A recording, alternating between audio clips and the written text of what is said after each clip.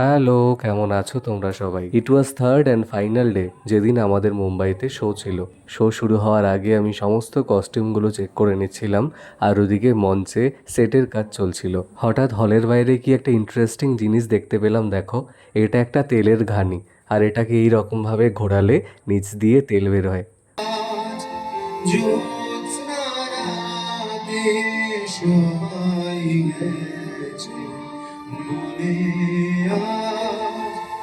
বসন্তে এই বাতাম শুনি রঙে আজ জ্যোৎস্না রাতে সবাই গেছে ভুলে আজ।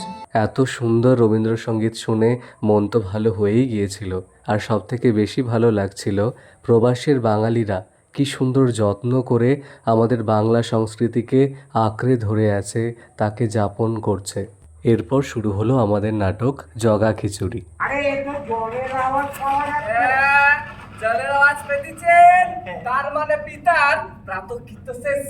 এইবার পিতার শেষ কৃত্য চলতেছে। পুলিশ আপনি ডাকবেন, পুলিশ আপনি ডাকবেন। আমি পুলিশ ডাকছি, পুলিশ বসে রয়েছে ভেতরে। আসে, বসে।